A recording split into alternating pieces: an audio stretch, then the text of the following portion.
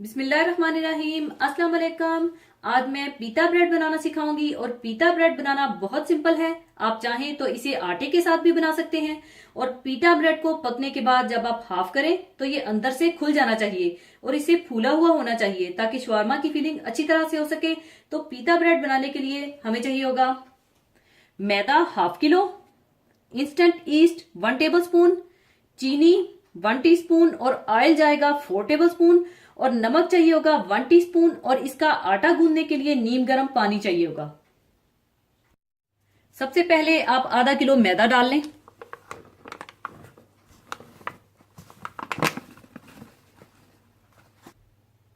और इसमें आप खमीर, चीनी, नमक और ऑयल डाल लें।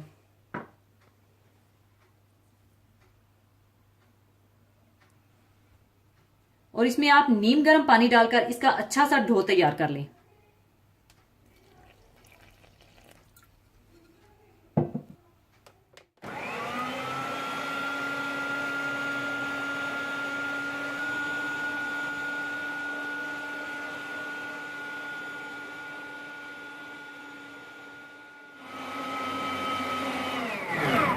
और जब इसका अच्छा सा साफ डो तैयार हो जाए तो इसके बाद आप इसे ढककर किसी गर्म जगह पर रख दीजिए तकरीबन 45 मिनट के लिए, ताकि ये अच्छी तरह से राइज हो जाए।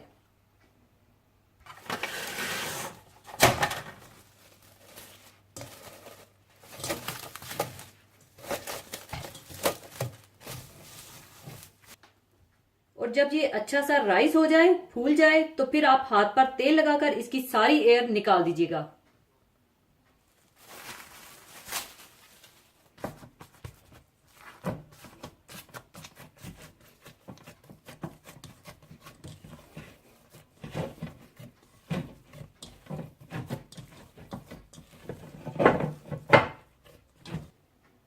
सारी एयर निकालने के बाद आप इसकी छोटी छोटी रोटियां बेल लीजिए या जिस साइज की आप बेलना चाहते हैं बेल लीजिए और बेकिंग ट्रे में रख दीजिए।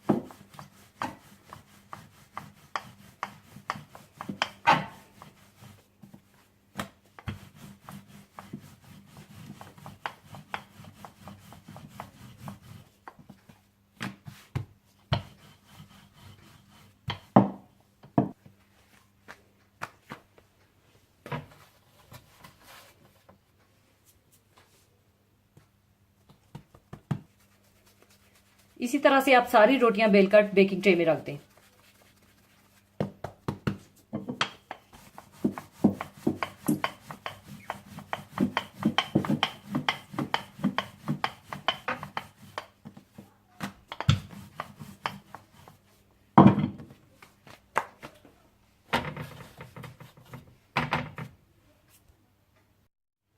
और रोटियों को बेलने के बाद दोबारा 15 से 20 मिनट के लिए किसी गर्म जगह पर कवर करके रख दें, यानी सेकंड टाइम रीप्रूफ करने के बाद आप इसे बेक करेंगे। इसी दौरान आप ओवन को मैक्सिमम यानी हाई टेम्परेचर पर प्रीहीट कर लीजिएगा और इसे आप हाई टेम्परेचर पर ही तैयार करेंगे ताकि ये बहुत अच्छी और फ्लफी तैयार हो। 15 से 20 मिनट गुजरने के बाद आप इसे प्रीहीटेड ओवन में 270 डिग्री सेंटीग्रेड पर बेक कर लें।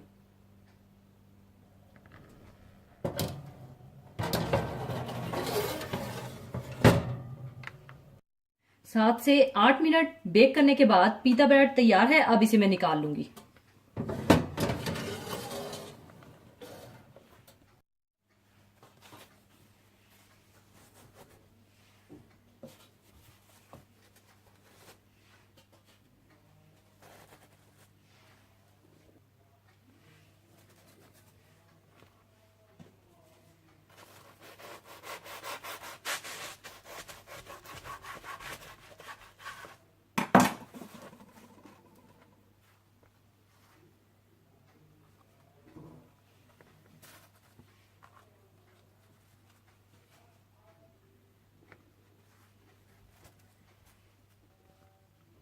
लीजिए, पीता ब्रेड तैयार है। आप देख सकते हैं कि ये किस कदर खूबसूरत फूली हुई है और इन्हें आप काट कर इसके पॉकेट्स बनाकर अंदर फिलिंग भी कर सकते हैं, चिकन की, बीफ या मटन की। और इसके साथ आप अच्छा सा शवारमा बनाइए या इसे आप साथ सर्व कीजिए तो जरूर बनाइएगा। और जाने से पहले एक हदीसे पाक शेयर करना चाहूंगी।